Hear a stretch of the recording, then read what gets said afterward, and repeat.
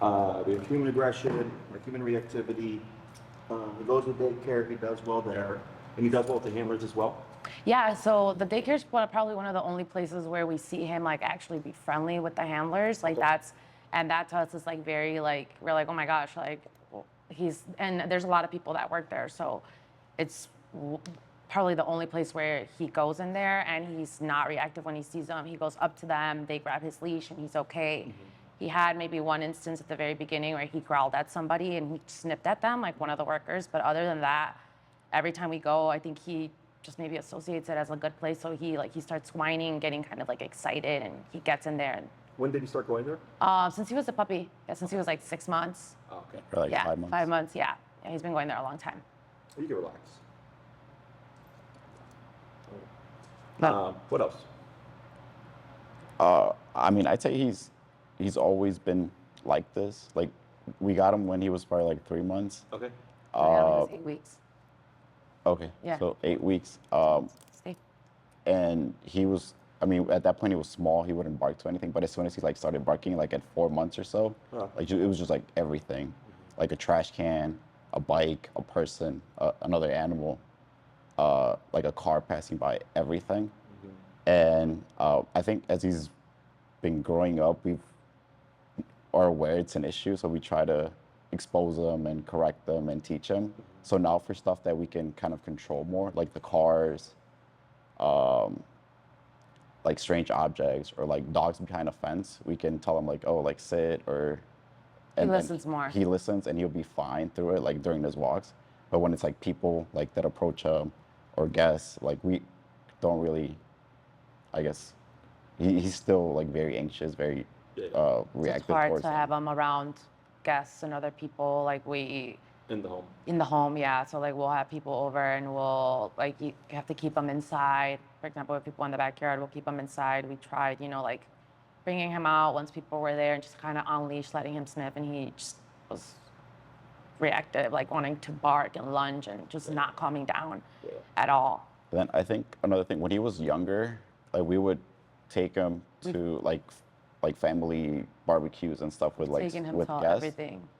And he'd bark at them like for the first 5 minutes or so, and then warm up to them. And he was just like super friendly, like very playful with kids, with like everybody, like as a puppy. Let's say like last year when he was like 1 or 1.5. But this year we're trying to do like the same thing. We're like, okay, maybe he'll bark it out, and then we kind of try to like disengage from that barking, like make him do, like walk him around, or try to engage with us, and then approach the guest. And then he'll seem to be fine. Like he'll take like those 5-10 minutes to warm up, but then it can go hours where the guests are in the room, we're all sitting down, and then somebody stands up and he'll just immediately like lose his head and start lunging and barking at them. So it's at that point it's like they're discouraging, because we thought, we were like, okay, I thought like we've been here 2 hours sitting down with these people, they've given you treats, they've pet you, but now like you lose it. Okay. What else? And that's mainly it. Just like the aggression, like towards people. Any actual bites? He snipped at people. Yeah, a couple people. Puncture. No, not that I know of, but yeah, he has snipped at a couple people that like have reached towards him. Yeah. Like we've tried, like we take him on the leash and. But he'll probably for sure bite. Like we have him like you see us. It's always very tight on the leash. Yeah. Like, we're always kind of like just stressed out about that stuff. For sure. No, I get it. So you got him at 2 months. How old is he now? He's 2 years old. 2 years old. Okay. So you have him roughly 2 years, and this has been around since he was a pup, right? Yeah. So this is just genetics. Yeah. Okay. Definitely have an anxious dog, and then also a nervous dog. Yeah. Okay. So like right now he's anxious, right? I can see the well eye, heavy panting. I mean, he's probably like moderate heavy panting, and you see how he's kind of just keeping himself small.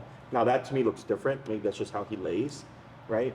Because he's not laying comfortably, right? He's kind of ready to move forward. Like that's why he's like this, as opposed to like. Yeah, he's pretty tucked in, like his tail and stuff. But he's not staring me down though. He's not like this, which is what I see a lot of. Fixating.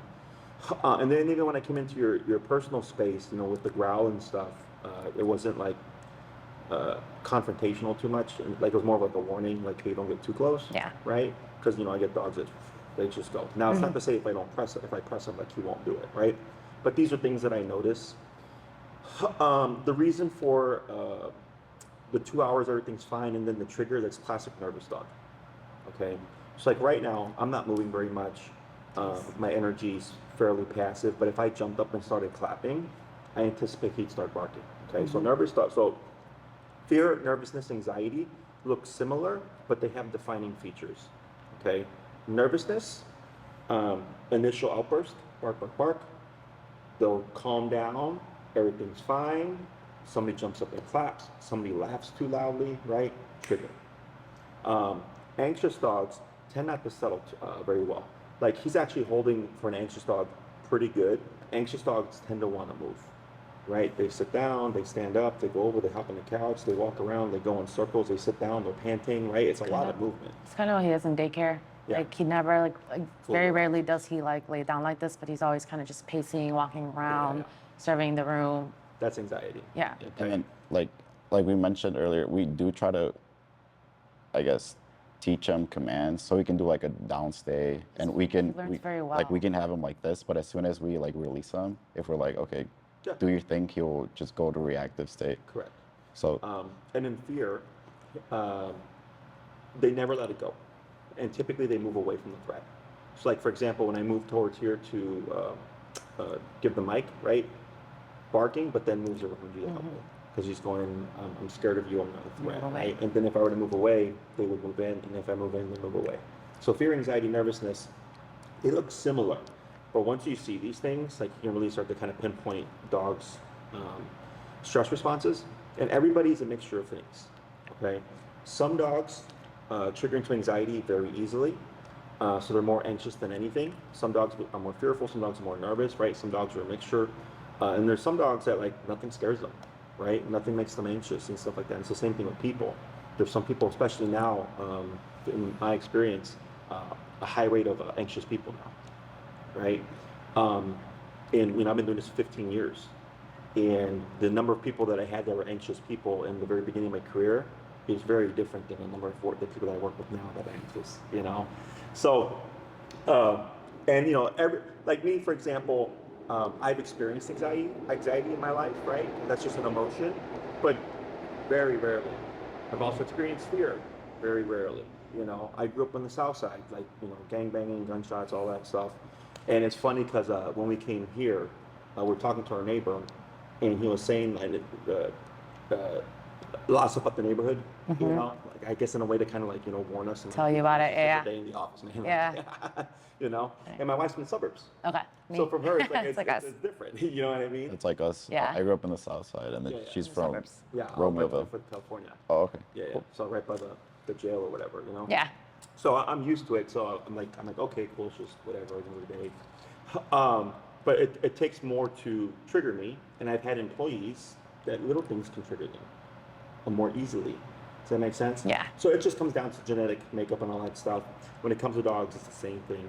Once you understand it, it becomes less frustrating, because then you start to realize, like, okay, my dog's not necessarily bad. Yeah. Right? I just have an anxious dog, I have a nervous dog, and I need the tools to be able to guide this dog, right? So part of my job is, one, to educate you on dog behavior. The second thing is obviously training. There's training both the dog and there's training you, okay? And when you understand dog behavior and you know what to do, right? And actually teach him in a way that he understands, that's when you start to make a lot of progress, okay? Because you're gonna have this guy another 10, 12 plus years. Yeah. It's a really long time. Yeah. And I think people tend to think in the now. Yeah. Right? So I always make them aware of, like, hey, just keep in mind, yes, we're doing the training stuff, but 12 years is a long time for something to happen. So you have to learn as much as you can. And I describe it as, I try to make you guys versions of me, right? Yeah. At least with how you think about dogs and how you handle the situation and stuff, so that 5 years from now, if something comes up, you're like, oh, it's cool, Jesse kind of sort of do this. I mean, that's what makes me a successful dog trainer. Like today we have like 50 dogs here. It's a busy boarding weekend, and it's quiet. All the dogs are in that room. Oh, wow. Okay? Yeah. And that's our kennel room right there. Yeah. Okay, so it's not constant chaos. It's structured here. But because I understand dog behavior and stuff, right? And it's not that dogs never bark. They bark. If you were to walk in my kennel room, they're gonna bark. Right. Because they're like, we don't know you. But when I tell them to quiet, they're gonna just stop barking. Okay? And then eventually, if they were to see you multiple times, they get used to you, and then they just no longer bark at you anymore. Okay? Like the gentleman that just came in right now, he just started working with us about a month and a half ago. In the beginning, all the dogs barked at him, right? But now that they're used to him, they're like, okay, whatever. Okay? So, I like that you have the prong collar. Now, is this something that you incorporated yourself, or was this something that was advised? No, we incorporated. I would Yeah. say Miguel's really good at like researching, and he does a lot of like research, reads up on a lot of things for him, and we've tried a lot of different things. So initially, we tried when he was a puppy. We started with the harness, which didn't work, and then we did the head leader, Gentle leader, yeah. gentle leader, and then we transitioned to the slip lead. Yep. And now we're at the prong. Yeah. So kind of worked our way. Yeah, we tried different things. And then for sure. with all those things, Jesse, I think, like I said, he's been improving with just like commands and his, like he knows what to do in situations. Because I mean, he's on a prong. Like we can control him a lot easier, and we can tell him like, oh, sit down. Yeah. But I don't think we're getting to like the root, like anxiety. Like he's still like. No. Yeah. Yeah, yeah. And, So that's why we want like the professional help. yeah. And I mean, I can say you've done a decent job, okay? Because, you know, I get dogs that are just completely uncontrollable, even with the prong collar. You know, and sometimes it's the dog's intensity, so I'm like, okay, it's not the owner, but sometimes I can see the owner's just not putting in the effort, right? So clearly you guys have, so good job on that. The reason why you can't get to the behavior is you can't match him with the prong collar, okay? So if you give your harshest correction, okay, Stay. if it's not enough to match his intensity, you're not going to stop the behavior. Right. So if he's at a 15 or 16 or whatever, right, and all you can do is a 10, like you're never going to stop it. Okay.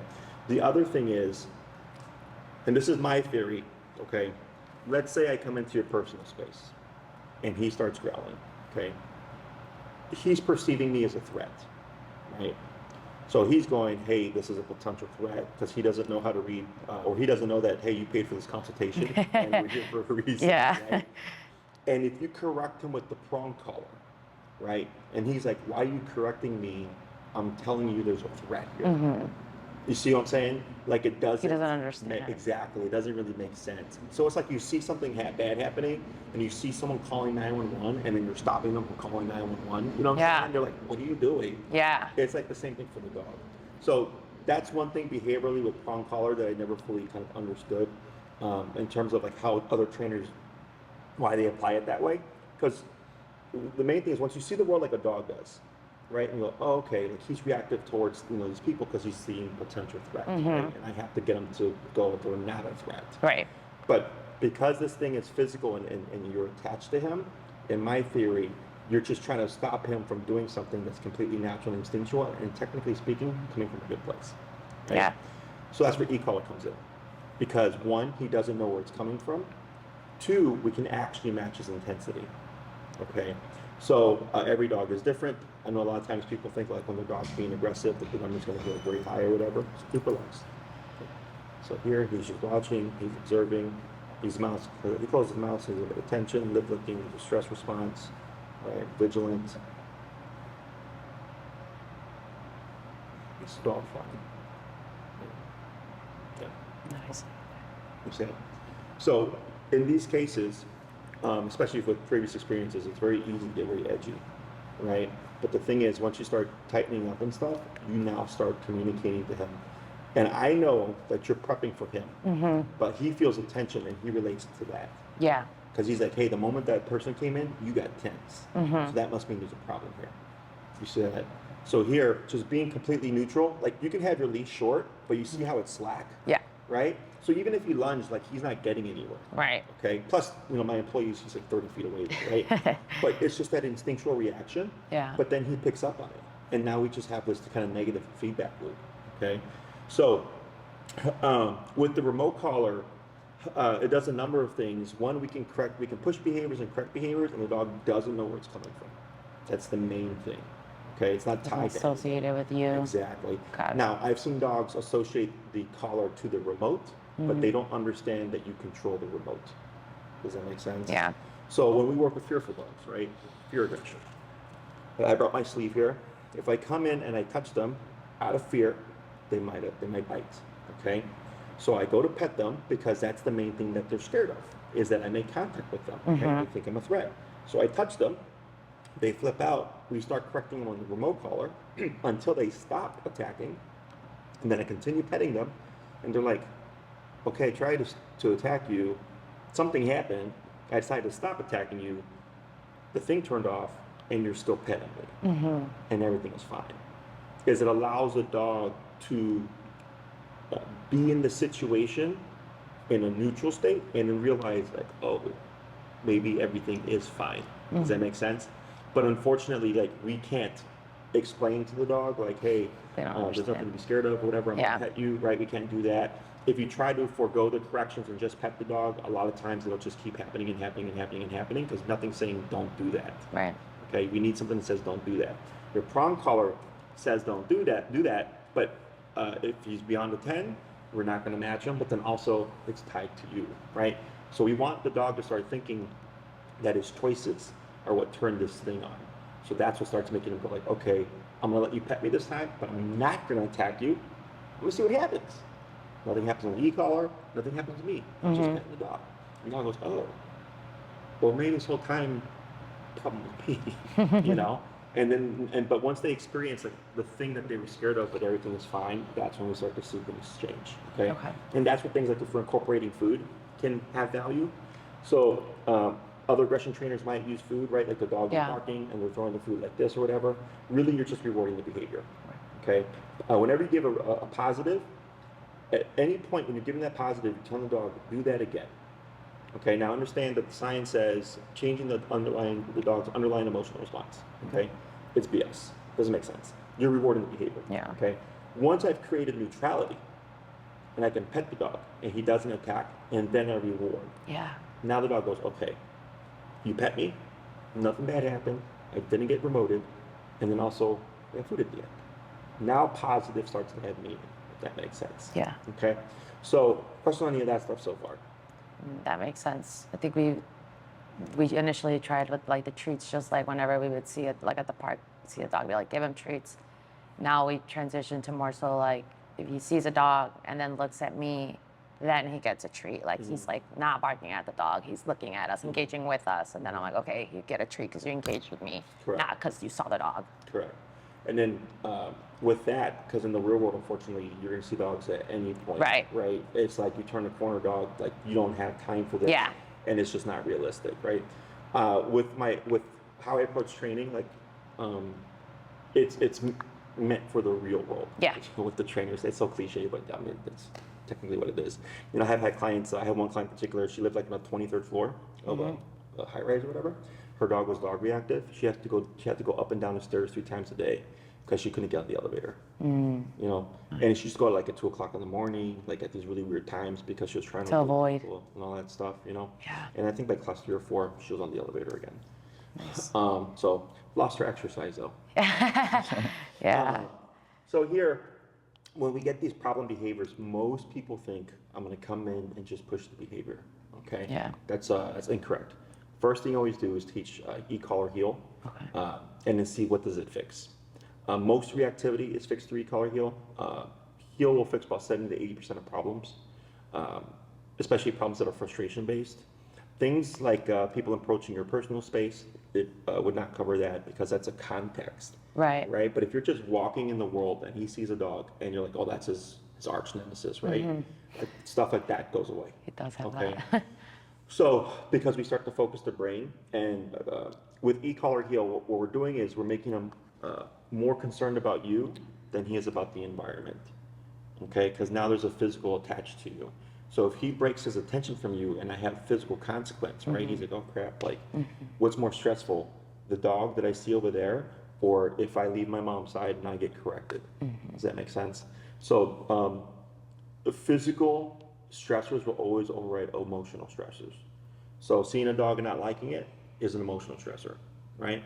But if I forget to sit when mom stops, that's a physical stressor because that's a consequence, right? So easiest way to explain it is, are you more scared of a serial killer or a ghost, right? So unless you're even ghosts, then that's different. But most people think, oh, serial killer, because that's a physical, concrete thing, right? As opposed to the ghost.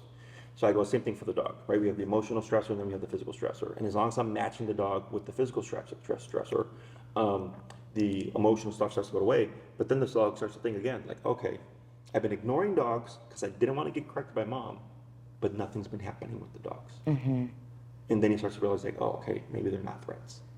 Does that make sense? So like when you go like to McKinley Park and you see someone with their dog and stuff, you're just like, oh, it's another person enjoying the park. You know what I mean? Not him. Yeah. He's like, that's a threat. Maybe that's a threat. That could be a threat. I don't like the way you're looking at me. Yeah. You know what I'm saying?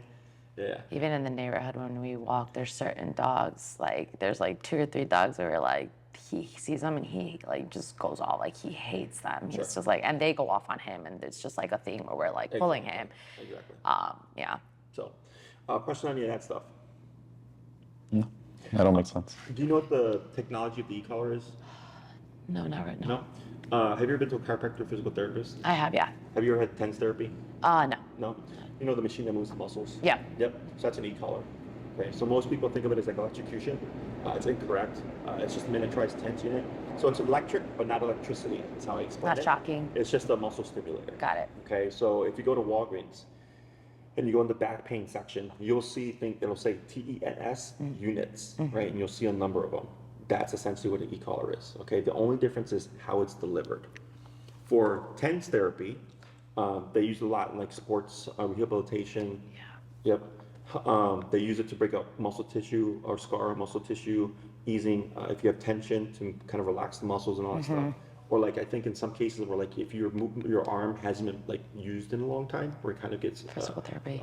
yeah, they'll put it on to start moving the muscles so that you can start to regain that mobility back. Okay, so the difference is with TENS units, it has to be delivered over a course of time, repeatedly, right? So it turns on, and then your arm is just contracting here, okay, and it's just moving for 15 minutes, 20 minutes, whatever it is, and then they go, okay, you're done, come back in a couple of days, right? For dogs, it's momentary. It's only when we press the button, okay? Now there are 2 settings. There's nick and continuous. Nick is a pre-timed sensation. After you press the button, nothing is happening. Continuous is as long as you hold the button down, something is happening. The moment you release, so that thing stops, okay? The continuous button is an emergency function. It's kind of like if I have a full-blown like dog fight happening and I need to get the dog to pull out, then I can use the continuous function to override the situation. When I've had clients need to use the continuous button, the most common occurrence has been they're at the park, it's like October or something, and the kid blows up a random firework that they found, and it scares the dog, and they're running away. So in that situation, it's fear-flight response, right? So if you can say come, but the dog's like, it's against instinct to run towards danger, right? So then they've had to do 127 continuous, which is the highest and harshest level of intensity that you can do to make the dog go against the instinct and then return to the handler. Okay, it's used 0.01% of the time. 99.99% of the time, we're using the nick function. Okay, I like to think of the e-collar as a bite on a button. So your prong collar, do you know why it looks that way? Simulate dog bites. So it's his teeth. Yeah. Right. If you look at it just like this and you have no understanding of it, it looks barbaric, right? So it's this thing with spikes on it, they're gonna like stab the dog, right? Yeah. It's not. It's meant to mimic a dog bite. Okay. So that's why it's a really good tool. It's my next favorite tool next to the e-collar. Okay. But with the e-collar, it's just a muscle contraction. So when we condition it correctly, the dog understands how it turns on and how it turns off. Okay. So now that we have that communication, if he did something I didn't like, I turn the collar on, right? Start biting him, so to speak. Once he stops the behavior, collar turns off. And now we have an active and immediate communication. Does that make sense? Yeah. The other thing is I mentioned earlier, we can match intensity. So like if our goal is to try to make him as social as possible, right? We have to press social boundaries. I have to touch the dog. I have to see him bite. I have to walk him through all that stuff, okay? And he's gonna get bit right back. Sometimes it's pretty straightforward. Sometimes it's very not pretty. Yeah. Every case is different. I don't know what it's gonna be until we're actually in the moment, okay? But if we don't press them, then you kind of stay stuck. Yeah. Okay. So my ceiling is always up here.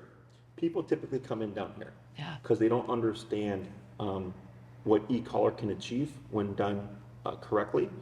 Plus, most dog training, unfortunately, in the world sucks. You know, it's just There's a how lot it out is. there, yeah. It's not reliable. It's not realistic a lot of times, you know? So then that's the other thing, is it kind of just sets this expectation of like, okay, like I'll probably get some progress, but probably not too much. And then by the, you know, second, third class, the owner's like, holy crap, like this is already more than I thought that I was gonna get down here. And right, I think that's the beauty of e-collar. That's why it's my go-to tool. Any dog that I train over 6 months is on e-collar, okay? Because right away I get off-leash control. If there's behavioral issues, I can correct them. If there's any issues that develop down the line, like I had a client, her dog was like 3 to 4 years old, got attacked by an off-leash dog. Next day, dog aggressive, okay? But with e-collar, fix it right back. Now the dog wasn't able to do random meet and greets, but she was able to go back to the dog park again. She was able to bring the daycare with us, correct? Because we had a controlled kind of structured environment. But when it came to like the one-offs with the random dogs, she was no longer able to do that. And I was like, that's not a problem. Like we already at least got back 80% of what we had before. So, question on you that. No, that makes sense. On expectations, Jesse, I guess, what can we expect? I've heard that the saying that you can't make a dog like people or like certain things he doesn't like, but what can we expect, and in what timing can we expect it? Well, timing comes down to how much you commit, Yeah. right? Like if you only do, let's say we're doing socialization exercises and you're only doing them once a week or once every 2 weeks, like it's gonna be super slow. Yeah. You know, No, if you're that doing makes like if you're like really social people, like it's gonna happen very quick. Yeah. You know, when it comes to the reactivity stuff, that's usually done by class 2 or 3. Okay, every now and then I get a crazy case. Almost always the cases that are gonna take me longer are power breeds. Pitties, Bull Terriers, Rotties, German Shepherds, like dogs bred for power. Almost always I come in like that might take a little longer. And even in the power breeds, almost always pitties. Because they're bred for fighting, they're bred to withstand pressure, they're bred to withstand pain and discomfort because they're meant to be in a pit fighting another dog, right? So we have to go through a number of processes until we find what's going to work for that particular dog. Now, I may already know what's going to work for a particular dog. The owner has to figure it out, right? Because remember, if you don't know how to figure things out on your own, then it's kind of just pointless because something sooner or later is going to happen. You're going to be like, what do I do here? Okay. So the way, and this is just kind of like off the top how I would foresee this, is first 2 classes have to be heel. Okay. The 3rd class we'd be jumping into behavior. Okay. And that's when we start to go, okay, where we're going to start seeing change. Okay, so if reactivity with him is what I think it's going to be and fairly straightforward, right? Like I said, by class 2 to 3, you're already feeling like, holy crap, this is way better. We're making progress. So once we get that understanding down, I go, what's the next thing we're going to tackle? Let's tackle touch sensitivity, which is me petting him, triggering the behavior, correct him if he becomes aggressive, you know, working him through it. We can try to pair him food if he'll take it. If he's too much under stress, probably not going to take it. Doesn't matter, but we have to put him under pressure. The next thing is, I'm assuming you want people to be able to come over. Yeah. Ideally, we want people to come over and Yeah. to be able to be like off leash and Yeah. be okay. So that'd be a class, right? So for you, you'll start seeing progress probably class 3 or 4. Okay. How long it's going to take for us to cover everything depends. Yeah. Right. So because we have obedience and we have behavior. I obviously know that the behavior is your most important thing here.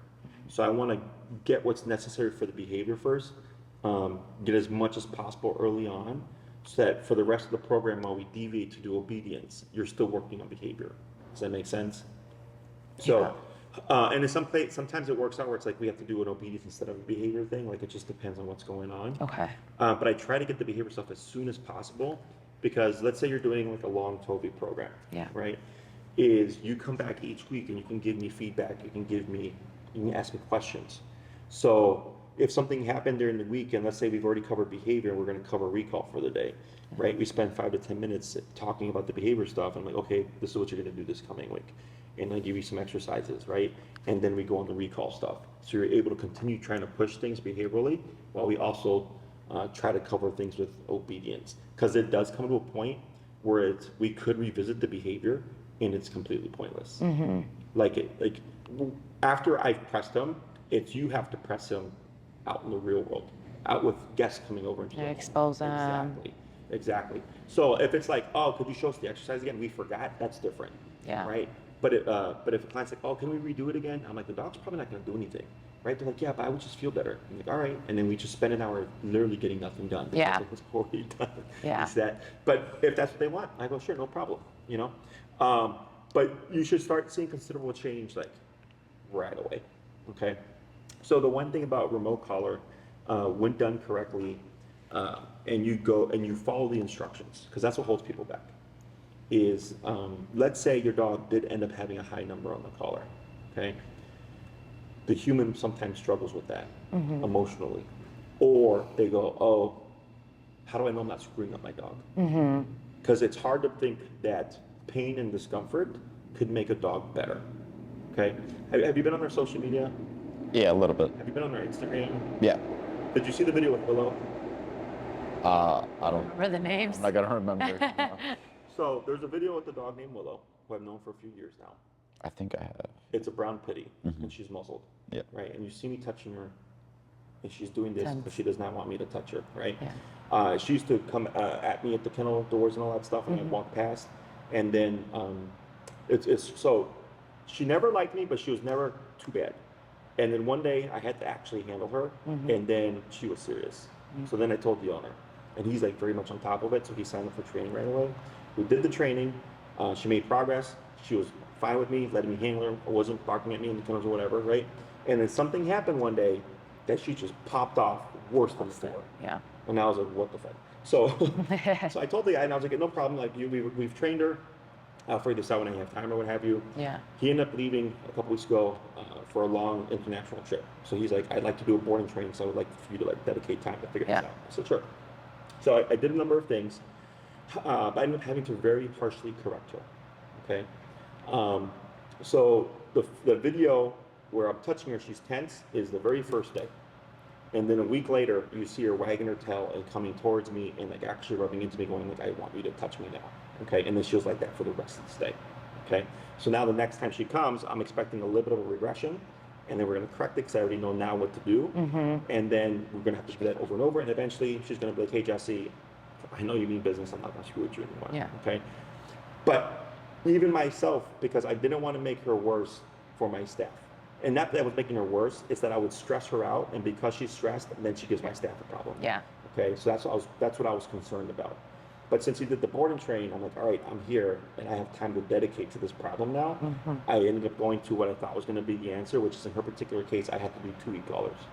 Okay, I did 2 e-collars paired to 1 remote, so they go off at the same time. And I started at 15, and until I hit 80, she didn't cut the behavior. Once I hit 80, she all of a sudden stopped trying to come after me, sat back, and was like, okay, not a problem. I had to do that 4 times. And after the 4th time is when you see her coming towards me, and she's like, okay, like, I get it. Because that's what another dog would do. You know, if a dog and another dog get into an altercation over whatever, somebody's going to win, Somebody's right? lose. And then they just have hierarchy. Yeah. And then we have harmony. Submission. Okay, so for her, it was that. And I tried correcting her with a singular collar, and I went all the way to 127 continuous, and she didn't care about it. So I go, okay, you're going to be one of those cases. But I was just trying to avoid the second, in concern of I didn't want a problem to happen in front of my staff. Does that make sense? So the next thing, which leads me to my next point, is I can only take you as far as you're willing to go. Yeah. Right? So like, obviously me, I go, okay, if you need 2, I'm putting 2. Like, I don't care. But the human struggles with that. Yeah. But that's why we start low and then we work our way up. So if I do end up in a position where it's like, oh, we got 2 collars for whatever reason, it's like, well, we started with 1 Yeah. and we hit max power. The dog was completely unfazed. So then once we added the second one and went to 45, 50, all of a sudden the dog finally stopped for the first time. It makes sense. If I come in going, oh, we're just doing 2, like you're just like, what the hell, man? Like, how do we know what's not going to work? You know what I mean? But I can come in and already kind of tell what's going to be necessary, but the human doesn't know that. Yeah. Right? I've done this for 15 years. I've had, at this point now, like 8 cases that needed a dual collar. Most of them have been 150-pound dogs. Okay. Only a few of them have been smaller dogs, and again, almost always power breeds or pitties. Okay? Yeah. Does that answer your question? Yeah. Other questions? No, I think that makes sense. I think that's probably why it took us a long time to kind of get to the prong collar. But like with the prong collar, we've seen probably the best results, and we kind of see like, okay, yeah, like positive reinforcement, the other things don't provide the best results. It seems like the kind of the pressure and like that like uncomfortable feeling is what he seems to respond well to. Yes, because that's how dogs communicate. Yeah. Right. So like, if let's say he didn't have my muzzle on, and I came into your personal space, and he's like, I don't want you here. What's he gonna do? Snip. He's gonna growl. He's probably gonna jump up at you and maybe snip at you. Yeah. snip or Yeah. bite. Oh, he'll bite you for sure. Yeah, because he's like, back off, dude. Yeah. Right? Like, dogs don't have, can you please give us space? Yeah. Right? Like, dogs don't have that. Dogs are physical creatures, right? They nip and bite as a form of play. They nip and bite as a form of correction. They nip and bite as a form of protection, right? Even as affection. If you ever had a dog kind of like Yeah. their teeth, right? Yeah. It's affectionate. They're very mouth-based creatures, right? They express a lot of things with the mouth. They salivate, they pant, they chew, they nip, they bite, right? They Yeah. bark. It's a very just mouth type stuff. Nervous So when you yawns. start coming in and correcting them the way another dog would correct them, he's like, okay, I understand what you're trying to tell me now. Mm-hmm. Okay. So most training is understood by humans, right? The dog has to understand or learn to understand.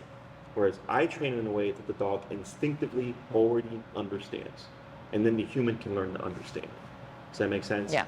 Because if we're trying to teach him stuff, we have to speak his language, right? If I go to Japan speaking English and try to speak and teach only Japanese speaking people dog training, I'm getting nowhere. Mm-hmm. But the moment I start teaching in Japanese, all of a sudden everybody's making progress, right? Same thing for the dog. Okay, so you've just gone through the journey. I went through that same journey very, very early on in my career where I was positive only. I was completely against e-collar, slip chain, e-collar, all that stuff. And now the only tool I train with is e-collar. Exception being puppies under 6 months, which I don't do anymore. But if I did a puppy under 6 months, it would be food-based, clicker-based training, unless I knew there was behavior. I tried the clicker. That's where we have taken him to training when he was a puppy. We did like a puppy training with the clicker, and we learned that. And I mean, he learns pretty quickly, but doesn't resolve like the aggression and stuff. Sit. Yeah. So, and also, by the way, because I think you said at 6 months, like things kind of really pivoted. Yeah. Yeah, I mean, it Or was 5 or 6 months.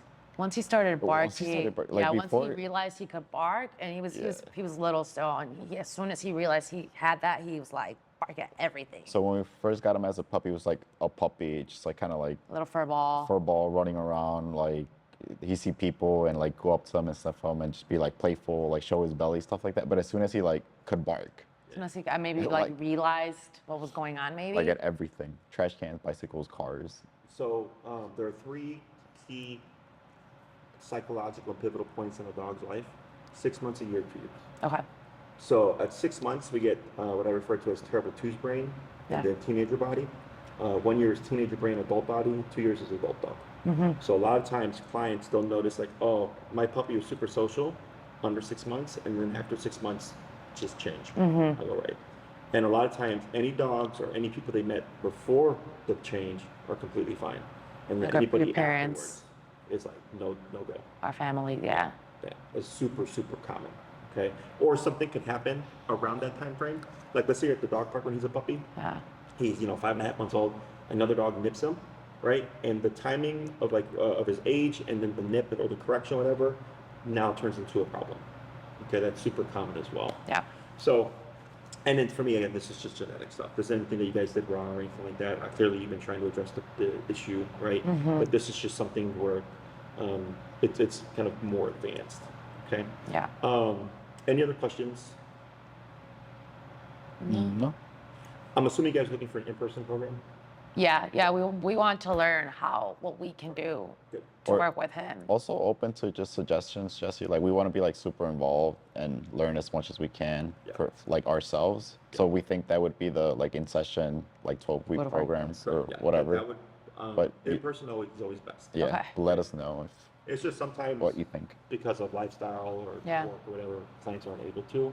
But yes, in person. We'll is make best. it work. Yeah. Okay. Whenever we're doing like these human aggression type stuff, I would just recommend you want to do the wellness program. Okay. Because Yeah. we need as much control as possible. When it's just dog aggression, it's a lot easier, right? Because it's like, okay, if I don't go to dog parks and if I just have my dog under control on the leash when I walk them and stuff, I'm not really worried about anything. Right. But humans, And we you don't can't go to avoid. dog parks. I mean, humans you can't avoid, right? Unless you're just completely recluses and stuff like that. Yeah, But it's hard. clearly you want to have people come over. So, with the 12-week program, it's meant for off-leash training, right? Yeah. But obviously I use it for behavior as well. The difference is when we're working with behavior on a 12-week program is that we may not get all the obedience done, depending on how much work the behavior takes.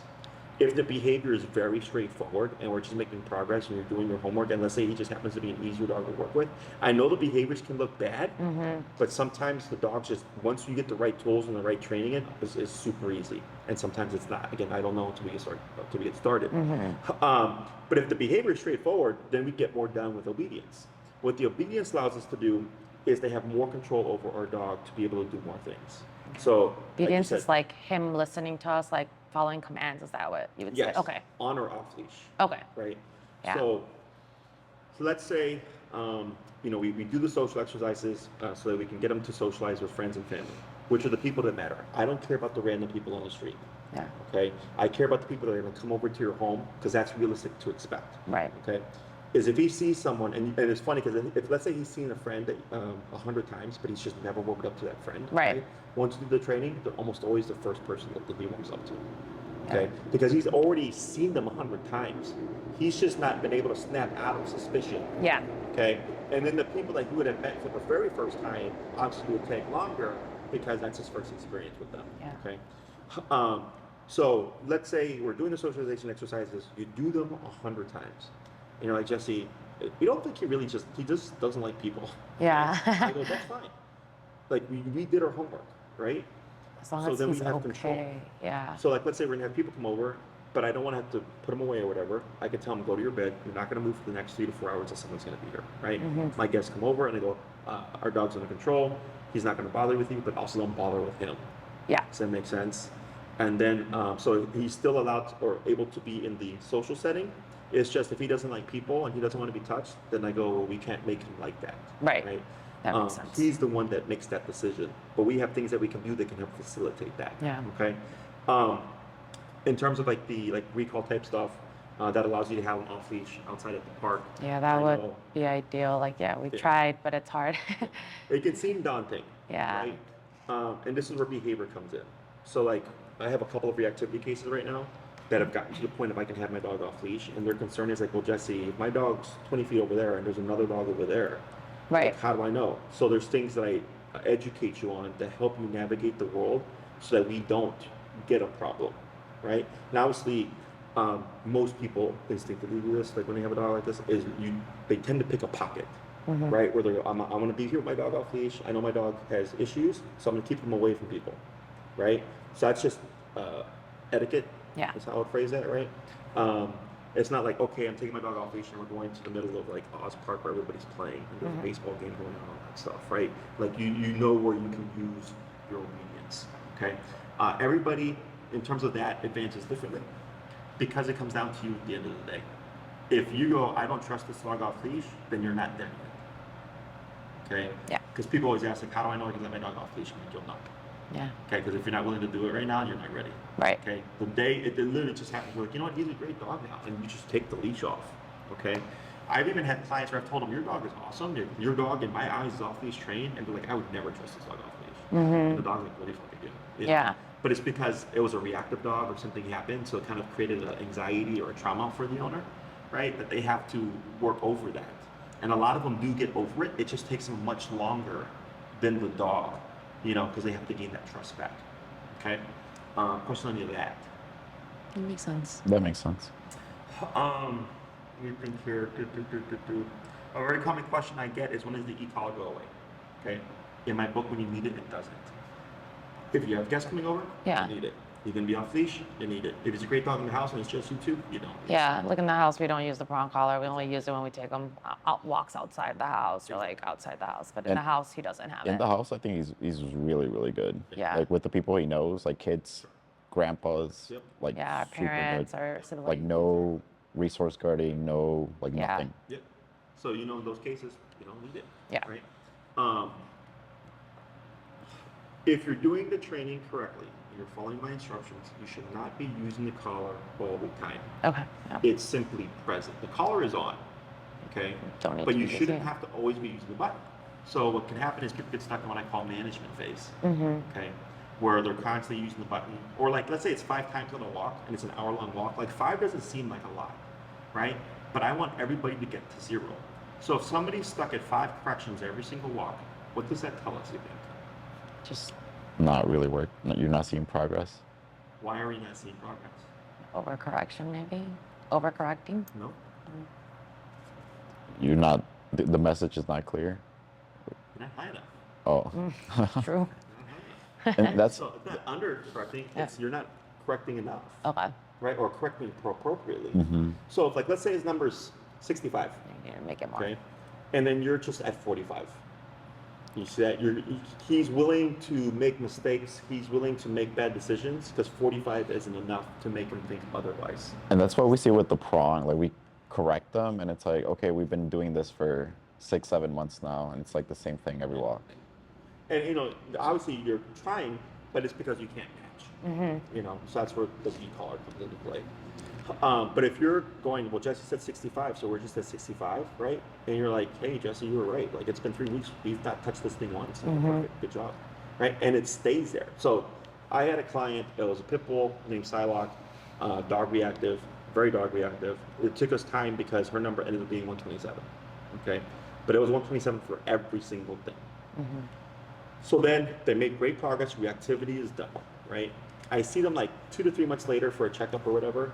They come in, and the first thing out of my mouth is like, so, you know, Psylocke's regressed. She's being reactive again. What do you think is the first thing I asked her? What the number was? Yes. She's like, oh, I was at 80, 90. I'm at 80, 90 now. I'm like, why are you 80, 90? I was like, well, she's doing so good. I'm like, she was doing so good because of 127. Yeah. Because she knew every single mistake, every single thing she did was 127, and that's what kept her in check. But now that you've dropped it, she's like, oh, we're not there anymore? Yeah. Oh, cool. I'm going to press the boundaries now. You see that? So, the dog is being a good dog because you're doing a good job of reinforcing consequences, holding accountability, all that stuff, right? You guys drive. Yeah. You ever run a red light? Yeah, sometimes once or twice. Right? You get the ticket, right? And you're autopilot, you're just like, Yeah. And you get the ticket and it sucks. Yeah. Right? But then 3 months later, do it again. You know. But imagine if that ticket was $1,000 ticket. oh yeah. Imagine if it was a $10,000 ticket, right? Yeah. Is that going to change now? Exactly. So there's I think it's Switzerland or Sweden. It starts with an S. And it's funny because I came across the article. There was they fine according to your income.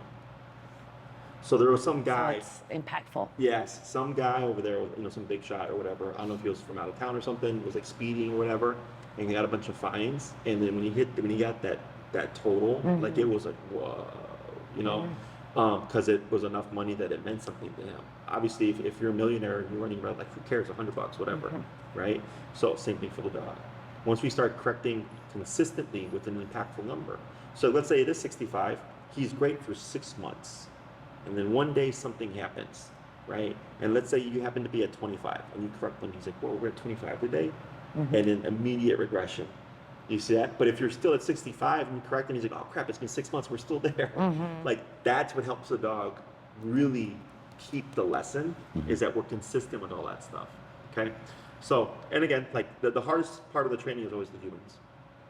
You know, it's just the emotional thing and all that stuff. But I feel like, at least with my clients, when they see the progress, yes, it can be hard emotionally, but they go, but I can see that it's clearly working. And then that's what motivates them to keep pushing forward. You know, every now and then we get someone that like oh, I can't do it. Like it's, you know, I feel too bad about it. I'm like, it's fine, but just you're stuck now at this point. Okay? Other questions? On the regression piece, is that, I guess, would that be expected or? Is it common? Yeah, or can we expect like in maybe like a couple of years for him to be just like more confident and just make those decisions by himself, or? Yes and no. Okay. So it does not have to do with confidence. He's just a nervous dog, anxious dog. Like that's just who he is, right? He is. Regression is common when we see complacency, Okay. right? Which is essentially like, oh, like it's so the saying, when the dog learns to be a good dog, like that's not a thing. Like I said earlier, your dog's a good dog because you're doing a good job. Here, it's quiet. Why? Because we're doing a good job of reinforcing the structure, right? I've had not good employees, and I know Yeah. why. How do I know? The dogs are loud, the dogs aren't Yes. listening. So Yeah. I go, you're fired. Yeah. If you're not going to reinforce my structure, you're fired. I'm not paying you for nothing, right? Yeah. I got good employees. I have a quiet facility. This is every single day, right? Yeah. So I'm teaching you to be leaders, and unfortunately, there's never a day off from being a leader. Like Yeah. right now, my wife and I have a son now. He's turning a year, he's 21. So I am now always a dad. Right. Never never, never stops. Yes, it never stops. You know, if she's exhausted and I'm exhausted and she needs to get some rest, and I'm like, okay, I'm stepping in. Right. Right, time to be a dad. Like it's just there's no escaping that role, Yes, and it's kind of God. the same thing here, right? Is he needs you to fulfill a role, and the moment you leave it void, he's gonna fill it. It's instinctual. You guys are a unit. You're a pack. Yeah. And most people, when we get dogs, tend to get them for either companionship or protection. Okay. If you get a dog like this, he's not built for protection. He's an insecure guy. He's not a confident dog. But if he doesn't feel like you're fulfilling the role, he's like, okay, but I know somebody has to. Right. So he's going to do it. But now he's like, well, If now you're I'm not this in role, charge, but I he'll- can't. I'm not built for it. Yeah. And then we get problems. Yeah. You see that? And I've had clients who get dogs, you know, and they go like a Rottweiler. They're like, I got this dog to protect me, and it's like the biggest chicken. So, right. I'm like, because you're thinking, oh, big, bad, ass-looking dog. Yeah. I'm like, but there's still personality, you know? And I was like, unfortunately, you have to Personality step doesn't in. match. Exactly. I was like, you have to lead the dog so the dog feels confident Yeah.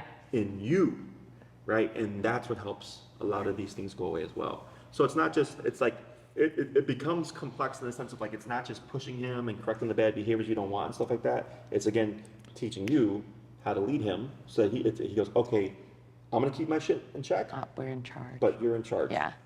Exactly, but you're in charge. You see that? And the moment you're not in charge, whoop, he's gonna fill the gap, okay? So, it's unfortunately, how do you say? We can't change who he is, but what we can help him do is learn to make better decisions. Yeah. And I can help you learn to live and handle a dog like this. And then those two things together would make you successful, okay? But unfortunately, you have this job now for the next 10, 12 years, okay? That's your job. Other questions? I just wanted to make a That's it. comment. We met both of his parents, and They're really calm. they seemed They just were like off leash. super confident, like not excited to see us, Just like also not whatever. bothered, just like whatever came, sniffed us, and we're like, okay, left. Yeah. And that, I mean, that just That's kind of what we kinda- expected. we I guess. expected from Yeah. What do we? pup. It's just bad genetics. Yeah. You know, in every litter, there's usually like one bad puppy. You can usually tell, this is a very common thing, is that people go go to the breeder, Yeah. they'll see the puppies, right? And then they'll see one quiet puppy in the corner, and they'll take that puppy. And like, that's the problem puppy. Yeah. Yeah. Well, he was like the extra squirmy one. Sure. And we were like, this one. And then the signs, like or like the beginning, like just the things that you notice, right? That's why I was like, it's just genetics. Yeah. You know. So unfortunately, we can't go inside of him and Yeah. fix his genetic, makeup or what have you. But we will make a lot of progress. This is just another day in the office for me. Nothing I've not seen before, and like this is already good because I've been completely like just neutral He's with him. kinda getting- right. Like he's like whatever. Uh-huh. But the moment I press him, it would be a problem. Yeah. So this is nice because clearly he has the capacity. But if I were to get him to move, right, he'd probably trigger. Yeah. But once we have the tool to correct that stuff, and then once you understand it, where you're like, oh, Jesse said that with nervous dogs, like, if we're all hanging out, just sitting here having a conversation, and someone's like, oh, I'm gonna get up. There's a sudden movement. You already know what's gonna happen. Yeah.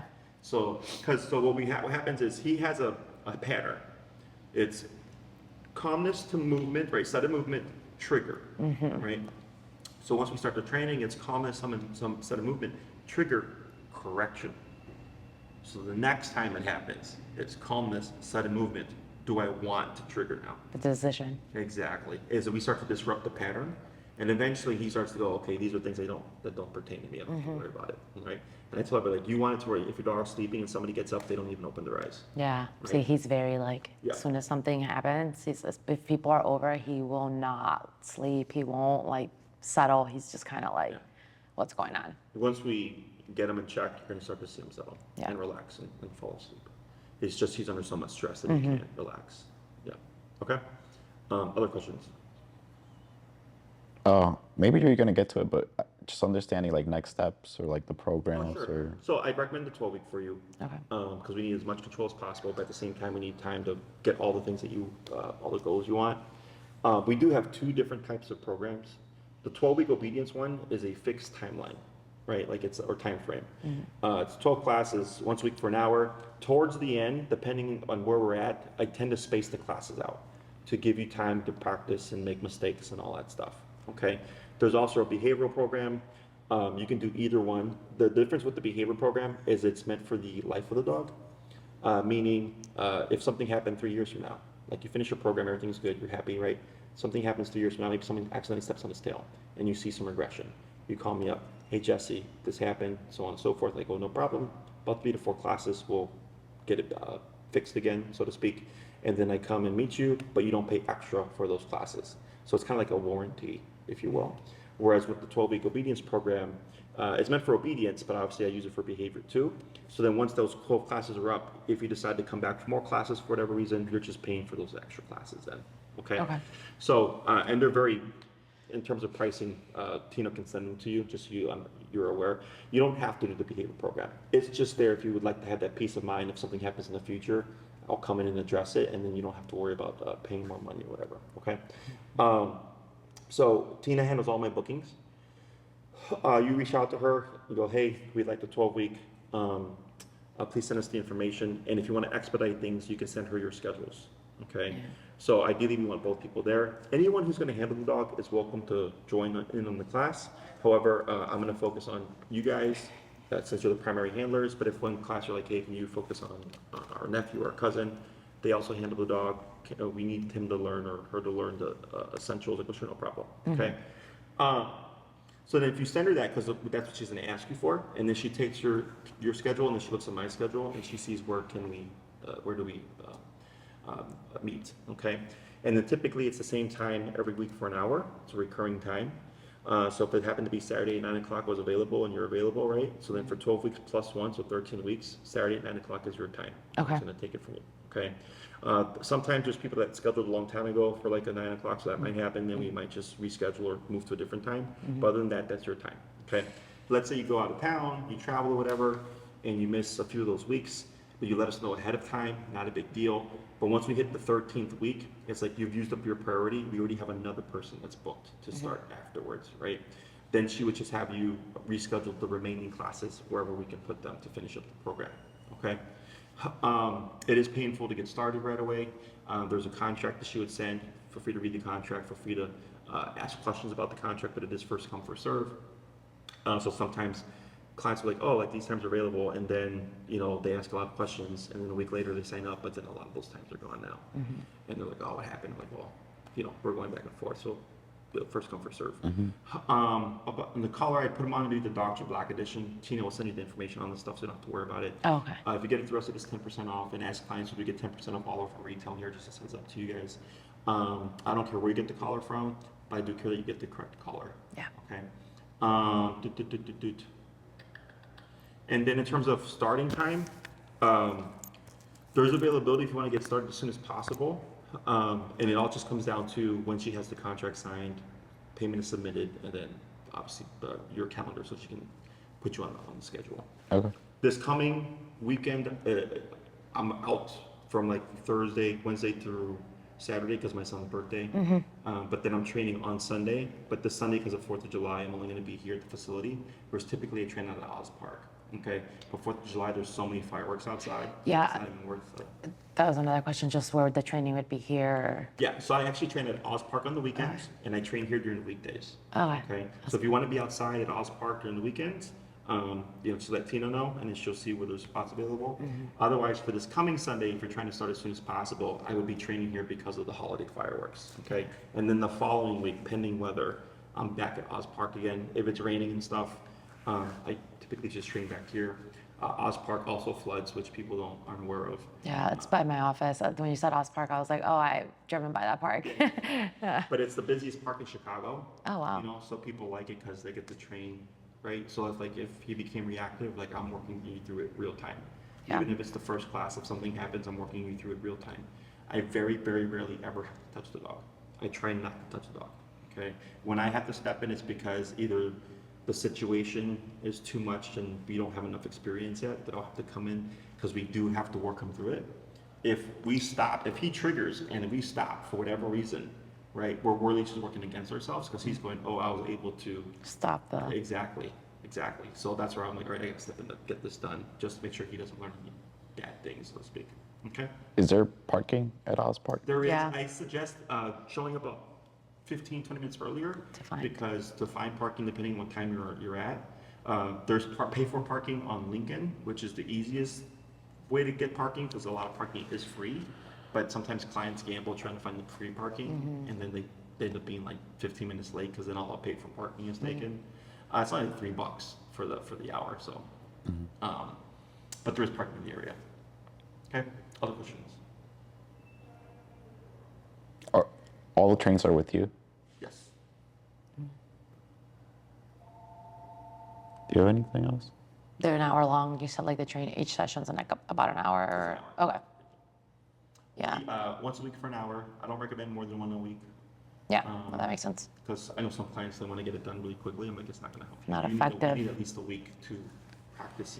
And sometimes things happen where you can't do anything for 3 days, but at least you have 4 days in. So, and it's really played by ear. I just know that the first class for sure is going to be heel, and then after that, we're going to see what happens. Okay. Anything else? That makes sense.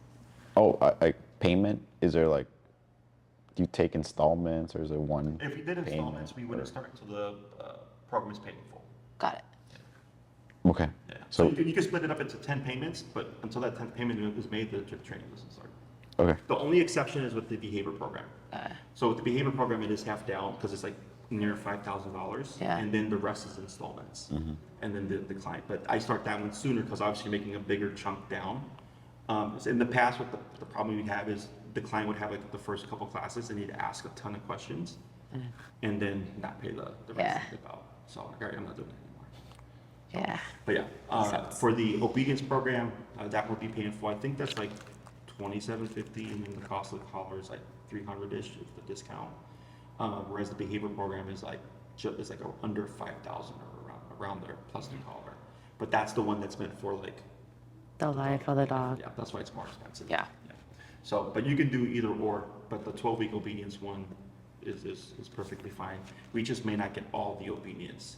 It just depends on how difficult the behavior is gonna be, which I won't know until we get started. Can we, I guess, go beyond the 12 weeks? If you mentioned that we might not get through all the obedience, can we say like, add on more classes, Okay. or whatever. You're paying more money. With the behavior program, it's 12 to 16 classes to start, because it's fully off leash trained and then the behavior as well. So that one, all the commands are gonna be off leash trained or whatever because you're paying more money. Whereas with the other one, if we take 6 classes on behavior, we might only be able to get 3 obedience commands in the other 6 classes.